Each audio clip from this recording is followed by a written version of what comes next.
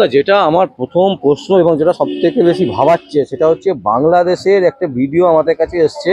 তাতে দেখছি যে সেখানে বলা হচ্ছে যে কোনো বাঙালি হিন্দু যদি মহিলা বাড়িতে থাকে তাহলে মুসলিম সম্প্রদায়ের মানুষের কাছে ডোনেশন দিতে হবে। বিয়ে করতো, বিয়ে দিত না, ডোনেশন দিতে হবে। যদি সে ডোনেশন দিতে না পারে তাহলে তারা যা পারবে তাই করবে। মানে এই ধরনের ভিডিও ফুটেজ আমাদের কাছে এসছে। মানে কি বলবেন, মানে এ তো ভয়ঙ্কর ব্যাপার চলছে। দেখুন, আমি আপনাকে এর আগে কয়েকটা বাইরে আমি বলেছিলাম বাংলাদেশে শেখ হাসিনাকে নিয়ে অনেক কথা হয়েছে। এই যে ডাক্তার ইউনূস যে একটা ও অসভ্য, আর ও হচ্ছে ওই জিহাদির লোক। অ্যাকচুয়ালি হচ্ছে মৌলবাদী যারা আছেন মৌলবাদীরাই বাংলাদেশটাকে অত্যাচার চালাচ্ছে। কিছু মুসলিম ওখানে ভালো আছেন। ওই মৌলবাদীর মধ্যে দিয়ে একজন হচ্ছে মানে ডাক্তার ইউনূস। এই ইউনূস কি করেছেন, ও যতদিন ছিলেন এই এই ধরনের অরাজকতা হয়েছেন। অনেক হিন্দুদেরকে ধরে ধরে বলছে, আপনি বলছেন যে কারোর বউকে মানে কারোর কাছে দান করতে হবে এবং তার রাত্রেবেলা মানে বাংলা ভাষা যাকে বলে নাইট পার্টনার হতে হবে, না করলে তাকে মারধর করে মেরেও ফেলতে পারবে এবং মেরেছিল। এবং অনেক হিন্দুদেরকে ধরে মুসলিম বানিয়ে দিচ্ছেন, না হলে তাদেরকে অত্যাচার বাড়িঘর জ্বালিয়ে দিচ্ছেন। আজকে গতকাল আপনারা দেখেছেন শেখ হাসিনা বাংলাদেশে গিয়ে পৌঁছিয়েছেন, আমরা দেখতে পারলাম আমার ইউটিউবের চ্যানেলে। বাংলাদেশে একটাই কথা, এই দেশকে চালানোর মতন কারো ক্ষমতা নেই একমাত্র শেখ হাসিনা ছাড়া। আজকে বাংলাদেশে যে ধরনের অত্যাচার হচ্ছেন, এটা লজ্জাজনক ঘটনা। বাংলার মানুষ এটা ধিক্কার জানাচ্ছেন। আমি বলবো এখানে রাজনীতি সব ছেড়ে দলমত নির্বিশেষে একটাই কথা বলা উচিত, সোচ্চার হওয়া উচিত।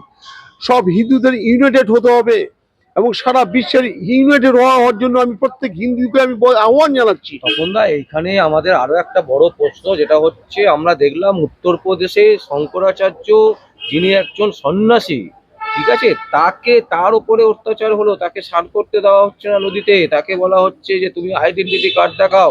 তাকে বলা হচ্ছে, মানে তার ছবিতে রীতিমতো জুতো দিয়ে মারা হচ্ছে। তাকে নানা রকম শারীরিক নিগ্রহ করা হয়েছে। মানে কি বলবেন, এখনো পর্যন্ত প্রধানমন্ত্রীর কাছ থেকে কোনো বার্তা আসেনি বা স্বরাষ্ট্রমন্ত্রী এ ব্যাপারে কোনো কিছু বলেননি? না, ওই সাধু কি ওনারা কি মানে বলছেন কি মুসলিম বা কিছু এরকম না, কিছু বলছেন? শঙ্করাচার্য হিন্দু, আবার একজন হিন্দুকে যদি মানে এটা যদি ওই এটা কি যোগী আদিত্যনাথের ওই এরিয়াতে এটা উত্তরপ্রদেশে। উত্তরপ্রদেশে হয়েছেন, কিন্তু হ্যাঁ। এই ধরনের লক্ষাজনক ঘটনা এটা তো উনি করতে পারেন না। মনে দেখুন এর মধ্যে কোনো কোনো পলিটিক্যাল কিছু ব্যাপার আছে কিনা আমি জানি না। যাই থাকুক তপনদা, কাউকে কেউ যে মারছে, একজন সাধু সন্ন্যাসী, হিন্দু সাধু সন্ন্যাসী তাকে মারবে, সে যাই হোক না কেন, তাকে তো আমি ইমিডিয়েট বেসিস করবো। অত্যন্ত নিন্দনীয় জিনিস এটা, অত্যন্ত মানে নোংরা জিনিস, এটা খুব খারাপ। কংগ্রেস পথে নেমেছে এই ব্যাপারে, আর কোনো দল কোনো রকম ভাবে কিছু বলছে না। আপনাদের নেত্রীর মুখে কোনো কমেন্টস নেই। এটি আমি বলতে চাইছি, এটা কি রাজনীতি কোনো একটা ইস্যু? কংগ্রেস হয়তো এটা সোচ্চার হয়েছেন, আন্দোলনে নেমেছেন। আরো মানে যেখানে যোগী আদিত্যনাথ কিন্তু মানে সেই হিন্দুত্ববাদী মানুষ, একজন সাধু, উনি একজন সন্ন্যাসী মানুষ। তাহলে উনি কেন উনি উনি কেন চুপ?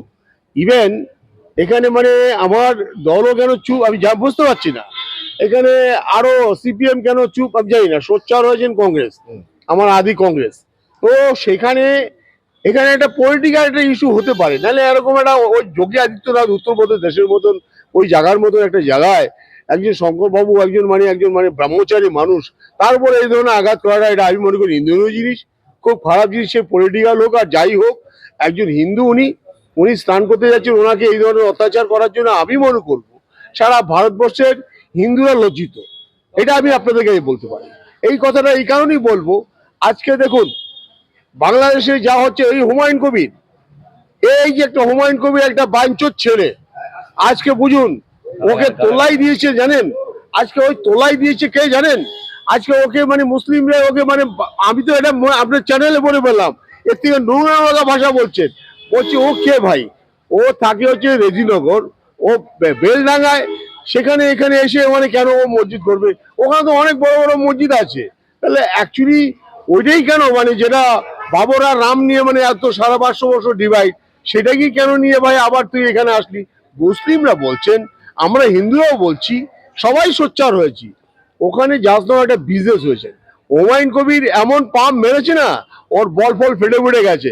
আরে 26-এ ইলেকশনের পরে এই সমস্ত হুমায়ুন কোথায় যে ঘুমিয়ে পড়বে, ও যে কোথায় যাবে, ও আবার আজকে কি করছে হাইকোর্টে, আমি শুনেছি হাইকোর্টে ওকে নিরাপত্তা দেওয়ার জন্য সেন্ট্রাল ফোর্স আবেদন করেছে। সে আবেদন নাকি হাইকোর্ট মঞ্জুর করেছে, জানি না এখানেও কি এটা কোনো রাজনীতি চলছে কিনা, আমার এটাও মানে আমি একজন আইনজীবী হিসেবে আমার এটা দৃষ্টিগত ভাবে আমি এটা দেখছি। একজন মুসলমান সংখ্যালঘু ভাই, সে বাবরের মসজিদ নিয়ে যেখানে ডিভাইড হয়েছে, সুপ্রিম কোর্ট যেটাকে মান্যতা দিয়েছেন, তারপরে এটা হাইকোর্ট ওই লোকটাকে সেই বাবরকে নিয়েই, যেটা সুপ্রিম কোর্ট তার মান্যতা দিয়েছেন, সেই বাবরকে নিয়েই পশ্চিমবাংলায় সেখানে আসছেন, এখানকার যারা জাস্টিস আছেন তারা এইটা রায় দিয়েছেন। আজকে শুনুন, আগে একটা কথা বলি, আমার সিনিয়র অচ্যুত বাসু, আমাদের 2 নম্বর বারের, উনি একজন সিনিয়র কাউন্সিল, উনি একটা বাইক দিয়েছিলেন। উনি বলছে আগে আমরা একটা রিপিটিশন যদি ফাইল করতাম, 12 তারিখে ফাইল করেছি, আমরা 3 দিন পরে, ধরুন 15 তারিখে ডেট দিচ্ছি, 15 তারিখের মধ্যে মামলা হয়ে যায়। আর এখন 15 দিন চলে যাওয়া 15 মাস হওয়ার পরেও মামলা হয় না হাইকোর্টে। হাইকোর্টে ও জাজ আছেন, যারা এখানে হাইকোর্টে প্র্যাকটিস করতেন, তারা হাইকোর্টে অনেকেই জাজ হয়েছেন। আমার কয়েকজন সিনিয়র সে জাজ হয়েছেন হাইকোর্টে, সেটা জানেন আপনারা, ওনারাও জানেন। আজকে মেনশন করার পরে সেই মেনশনের রিকুইশন জজের চেম্বারে যায় না। এখানে যারা কোর্ট ক্লার্ক এবং কোর্ট পিয়ন, এসিও, প্রত্যেকটি জায়গায় এই ধরনের চুরি চামারি করছেন, তারা রিকুইশন পারেন না। পয়সা মোটা অঙ্কের টাকা না দিলে মামলা উঠবেন না। এটা কি হচ্ছে? আমি এটা হাইকোর্টের একটা এই পার্ট তো কোনদিন ছিলেন না। তাহলে হাইকোর্টে যারা উকিল হয়ে যারা কলেজিয়ামে পাশ করেছেন, জজ হয়েছেন, আমি প্রত্যেকটি জাজকে জাজদেরকে আমি বলবো, আমার মাইলরদেরকে বলবো, তারা সবটাই জানে তারা কেন সোচ্চার হচ্ছে না। দেখুন, আজকে মক্কেল রিলিফ পাচ্ছে না, আমরাও রিলিফ পাচ্ছি না। আমরা মক্কেলকে যদি রিলিফ দিতে পারি মামলাটা হলে, তাহলে আমরা 2 পয়সা পাবো। তো মক্কেলকে রিলিফ দিতে পারছি না, আমাদের মামলা হচ্ছে না। মাসের পর মাস তারিফ পের তারিফ, তারিফ পের তারিফ, এটা হাইকোর্টে চলছে। কি হচ্ছে এটা? আমি অচ্যুত বাসুর কথাতে একমত। আজকে জানুন, আজকে একটা মামলা হয়েছে, আমি নাম বলছি না আপনাদের কাছে, সেই মামলাটা এখানে সিনিয়র গ্রাউন্ডের জন্য অনেকে মামলা করছে, সেখানে যারা করেছে চুরি চামারি করে পয়সার বিনিময়ে তাদের সিনিয়র গ্রাউন্ড কেড়ে নেওয়ার জন্য মামলা হাইকোর্টে হয়েছে। আজকে অচ্যুত বাসুরও নাম গেছে। অচ্যুত বাসু একজন সিনিয়র কাউন্সিল, যথেষ্ট তার নাম আছে, তার নাম যা সত্ত্বেও তার সিনিয়র গ্রাউন্ড সে পায়নি। ইভেন অনেক যোগ্য লোক তারা সিনিয়র গ্রাউন্ড পাওয়ার যুক্ত ছিল, তারা পাওয়ার উপযুক্ত, তাদের প্র্যাকটিস আছেন, তাদের অনেক রিপোর্টের জাজমেন্ট আছেন, তাদেরকে দেয়নি। দিয়েছেন যে সমস্ত কিছু কিছু বাচ্চা ছেলেদের, কয়েকজনকে আনপার্ড লোককে দিয়েছেন। এখানে শুধু পয়সার খেলা হয়েছেন, সেই নিয়ে একটা মামলা করেছেন হাইকোর্টে, একটা মামলা হয়েছেন। আমি ওই কোম্পানির নাম বললাম না, আপনারা সেটা শুনতে পারবেন। আজকে 2 নম্বর কথা, আপনার প্রশ্নের উত্তর আমি আসি শঙ্কর বাবুকে নিয়ে। আজকে বাংলাদেশে হিন্দুদেরকে নিধন করছেন। আজকে এই যোগী আদিত্যনাথ, আমি মনে করি আজকে যদি প্রধানমন্ত্রী থাকতেন, বাংলাদেশের ছাতু করে দিতেন। আজ যদি ইন্দিরা গান্ধী থাকতেন, বাংলাদেশে এই ঘটনা, শেখ মুজিবুর রহমানের টাইমে সেখানে ইন্দিরা গান্ধী কি করেছেন সেটা সারা পৃথিবীর মানুষ জানে। দিদি কি করছে? আজ দিদি করছেন, দিদির হাতে যেটুকু ক্ষমতা আছে সে করছেন। কি করেছে বলুন? দিদি যা করছেন তার, শুনুন, এটা আমি প্রকাশ্যে বলতে আমি কোনো অসুবিধা নেই। দিদি কি আজকে শেখ হাসিনার আত্মীয় জানবাজার ফানবাজার ওই এলাকায় এই দিদির রাজ্যের মধ্যে রয়েছেন। আজকে শেখ হাসিনা এখানেও থাকেন, দিল্লিতেও থাকেন। শেখ হাসিনাকে প্রোটেক্টেড করার জন্য এবং তাকে সিকিউরিটি দেওয়ার জন্য এবং ফার্স্ট ক্লাস সিকিউরিটি গার্ড সেখানে রাজ্য সরকারই দিচ্ছেন। এটা খবর নিয়ে দেখবেন। দিদি সোচ্চার হচ্ছে না, দিদি কে বলছে সোচ্চার হচ্ছেন, কিন্তু তার কাছে স্বরাষ্ট্রমন্ত্রী তো নেই। সে জাস্ট নাও এই রাজ্যের একজন মুখ্যমন্ত্রী, পুলিশ মন্ত্রী, তার কতগুলি কাজ আছে সেগুলি করছেন, বাকি কাজ সেন্ট্রাল করেন। উত্তরপ্রদেশের ঘটনা নিয়ে তো তিনি বলতে পারতেন, বলবেন উনি বলছেন কম, কাজ করছে বেশি। মমতা ব্যানার্জি বলছেন কম, কাজ করছে বেশি। জগন্নাথ মন্দির থেকে, দুর্গা মন্দির থেকে, মহাকাল, শিবের মন্দির, আরো কত কিছু মন্দির টন্দির করবেন। মমতা ব্যানার্জিকে কালীমুক্ত করে কোনো লাভ হবে না। আজকে একটা কথা আপনাদেরকে বলি, আজকে এই টিএমসি গভর্নমেন্টকে কালীমুক্ত করেছেন কিছু কিছু দলের কিছু লোক, তাদেরকে আইডেন্টিফাই করতে পেরেছে। আজকে অনেকে ইডি সিবিআই ধরেছেন।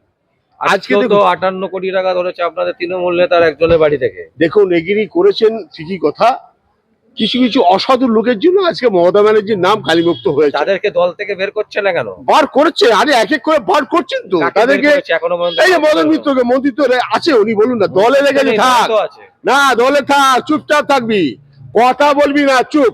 মদন মিত্র তো ভালো আছে, নাচা গানা করছে। না ওই নাচা কোথাও ওই বয়সে ছাড়া আর কি করবে? তাহলে? মেশিন কাজ করে না, আর নাচা কোথা ছাড়া কি কাজ করবে? মেশিন যদি কাজ করতো তাহলে অনেক কিছু কাজ করতো। একদম ডাইরেক্ট টেলিকাস্ট করছি, ও নাচা কোথা ছাড়া কোনো কাজ নেই। ওকে বলছে দলে থাক, তোর মন্দির থাকা যেতে হবে না, তুই চুরি চামারি করেছিস, থাক ওখানে। আজকে আরো কয়েকজন আছে, তাদেরকে দল থেকে স্যাক করা উচিত করছে আমি না। মনে করি। আজকে যেমন পার্থকে করেছেন, আরো করবেন, করবেন আস্তে আস্তে সব করবেন। কিন্তু পার্থদার ব্যাপারটা হচ্ছে কি জানেন, এইখানে একটা ওই ওনার সখীর সঙ্গে অনেক নীলাখেলা করেছেন তো, এখন ইডি মানে ওখানে টাকা ঢুকিয়ে দিয়ে এত বাড়ে বাড়ে শোনা, আমার এটা বিশ্বাসযোগ্য না। আমি মনে করছি এটা ঠিক নয়। যাই, এখন এটা বিচার দিনে রয়েছে তো, এখন ইনভেস্টিগেশন হচ্ছেন, এটা মানে যখন মানে রায় বেরোবেন তবেই দেখা যাবে। কারণ সব তো ঠান্ডা করে ঢুকে গেছেন, বেল পাওয়ার পরে ঠান্ডা করে ঢুকে গিয়ে এমন আইস তৈরি হচ্ছে, মানে বরফের পর বরফ পড়ার পর যে ভিতরে মানুষ আছে সেটা আর দেখা যাচ্ছে না। বলছি আপনারা- অর্থাৎ আপনারা- সিবিআই আর ইডি কিছুই করতে পারছে হ্যাঁ, মানে এত ম্যানেজ করছেন কি করে আপনারা? মানে ম্যানেজ করে না। দেখুন, এটা বাস্তব ঘটনা, বাস্তবটা তো আপনাকে মানতে হবে। 2 দিয়ে 4 হয়, আমি যদি ওই 2 দিয়ে 4টাকে মাল্টিপ্লাই করি 5 করতে পারবো, কিন্তু মানে এটা সাধারণ অঙ্কতে 2 দিয়ে 4ই হয়। আজকে যে সমস্ত ঘটনাগুলি হচ্ছে এগুলি নিন্দনীয় জিনিস, এটা ঠিকই কথা, কিন্তু নেত্রীকে আজকে মানে কোনো মানুষ বলতে পারবে না এ চুরি করেছে। আজকে তো শুভেন্দুর কথা বলি, শুভেন্দু কদিন আগে দেখিয়েছে কোথার থেকে, ঝাড়গ্রাম না কোথার থেকে মিটিং করে ফিরছে, আজ তৃণমূলের লোকরা নাকি ওকে আটকিয়ে পেট্রোলের জার আর কেরাসিনের জার, এখন ওর নতুন একটা ডায়লগ, আর রড শোট এসব নিয়ে কাঠি টাঙ্কা ভাঙ্গা নিয়ে নাকি ওকে অ্যাটাক করেছেন। আজকে আপনি দেখেছেন ভিডিও ফুটেজে একটা দেখাতে পারবেন কোথায় পেট্রোলের জার নিয়ে গেছেন, কেরাসিনের জার নিয়ে গেছেন, শট নিয়ে গেছেন, টাঙ্কা নিয়ে গেছেন, একটাই ফ্ল্যাগ দেখা গেছেন, সেটা হচ্ছে টিএমসি ফ্ল্যাগ, জয় বাংলা বলে চিল্লে চিল্লে মানে সারা প্রেসে দেখিয়েছেন। এটা হচ্ছে সুবিধা দরবারের একটা টেকনিক। এই টেকনিক দিয়ে বৈতরণী পার করা যাবে না রে ভাই। আরে ভাই, তুমি যে মার ঘরে জন্ম হয়েছো সেই মাকে তুমি মানে এখন ডুবাতে চাইছো, পারবে না। তুমি জেনে রাখো, পারবে না। তুমি জেনে রাখো, 26-এ তোমাকে বুঝিয়ে দেবে, জনগণই বুঝিয়ে দেবে। আজকে একটা আদিবাসী একটা মানে মাটির ঘর সে বিজেপি করতে পারে, তাকে ওদের নিশ্চয়ই প্ল্যান করেছে, ওই ঘরটা সোনের ঘর তুই ভেঙে দে ভাই, আগুন লাগিয়ে দিয়ে তোরা ঘরে থাকবি, চিল্লাবি, আর মানুষ আসবে, এটাকে টেলিকাস্ট করবো, এটা টিএমসি লোকরা করেছেন। আরে টিএমসি লোকের খেয়ে দিয়ে কাজ আছে, ওর একটা সোনের ঘর একটা মাটির ঘর ও বিজেপি করতে পারে, ও কি অত বড় লিডার, ওকে মারতে যাবে পুড়িয়ে? কি করেছে বলুন তো? এগুলি প্ল্যান, এগুলি শুভেন্দুর সব প্ল্যান। এগুলি এই প্ল্যানে মনে মোদিও খুশি হচ্ছেন না, বলবেন না আর কদিন পরে ভাই তুমি এখান থেকে ভাই ভাগো তো ভাই, তোমার জন্য যা নাম কামাইছিলাম সব কামানো জিনিসগুলি মানে এখন সব ভেতরে চলে যাচ্ছে। আপ চলা যাইয়ে भैया, आप মানে हमसे মানে दूर रहिए, आपसे काम नहीं बनेगा। পশ্চিমবাংলায় মানে শুভেন্দুর ওই বুদ্ধিতে চলবে? বাঙালির কাছে এই দেশের লোকরা হেরে যাবে। বাঙালির বুদ্ধি হচ্ছে তিক্তরা বুদ্ধি, সারা বিশ্বে বাংলাকে মানে পছন্দ করে। কেন? বাংলার মানুষের যা ব্রেন আছে না, এই ব্রেনের মূল্য কেউ দিতে পারবে না। তাই জন্য প্রত্যেকটি স্টেটে না বিদেশি ক্রান্তিতে বাঙালির সম্মান কেন জানেন? খুব ইন্টারেস্টিং। আজ শুভেন্দুর মানে কি মাথায় আছে কি ছিল, ওই শিশুবাবুর ছেলে, শিশুবাবু ঠিক নেই, আরে পাল্টুরাম তারা, তাদের কোনো মানে কোনো ইয়ে আছে, লোকাস আছে? বলুন তো, বলুন তো, আপনি বলুন না, তাদের কোনো সম্মান আছে? জামা চেঞ্জ করতে পারলে হলো স্বার্থের জন্য, কেন ভাই? না, বলছি অভিষেক কি বিজেপিতে চলে আসবে? আরে অভিষেক বন্দ্যোপাধ্যায় বলছে ফাঁসিতে লটকিয়ে পড়বো, ওই নামটা আমাদের সামনে আনবেন না।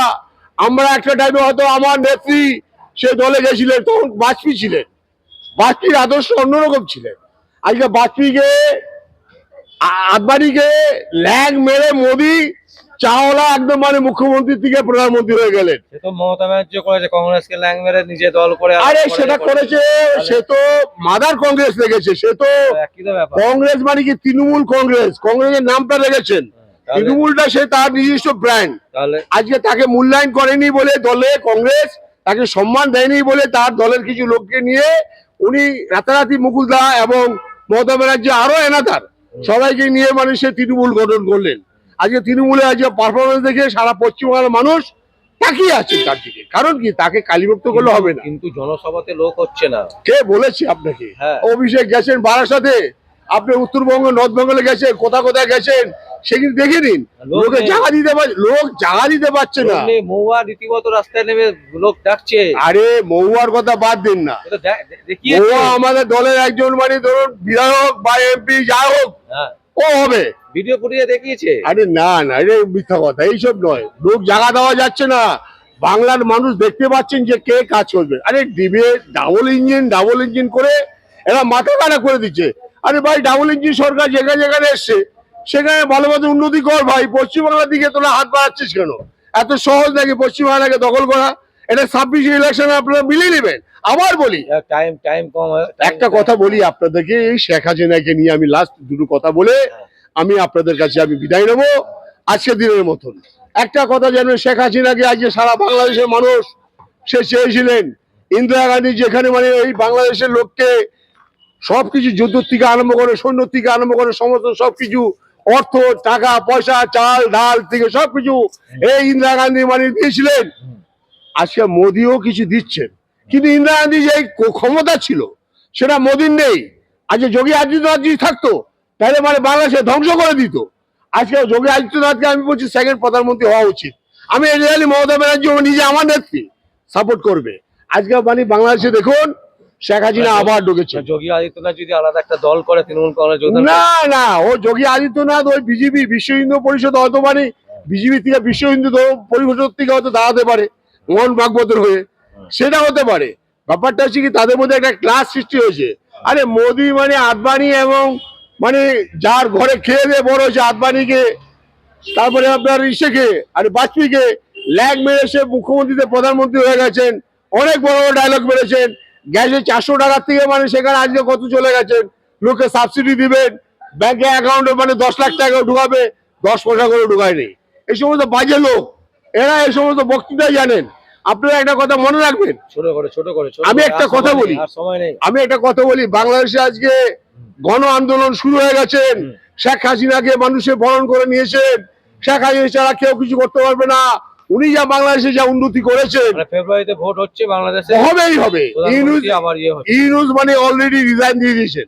আমি আপনার প্রেসে পাঠিয়েছি, আপনার দয়া করে যদি ওই প্রেসগুলি আপনি একটু যদি মিডিয়াতে আপনাদের চ্যানেল দেন, এবং বাংলাদেশে মানে শেখ হাসিনার জন্য মানুষ কেঁদে বেড়াচ্ছেন। কারণ যে আমরা ভুল করেছি, আমাদের ভুল হয়েছেন। এই মানুষটাকে এই দেশ থেকে বিদায় করার জন্য আমরাও মানে এর মধ্যে ছিলাম। আর যে অন্যায় করেছি আমরা কান ধরে বলছি, আমাদের ক্ষমা করবেন। শেখ হাসিনাকে ছাড়া বাংলাদেশ চালানো যাবে না, যাবে না। কারণ উনি যা করেছেন আজ কোনো মানে কোনো প্রাইম মিনিস্টার করতে পারবে না। নমস্কার। ধন্যবাদ।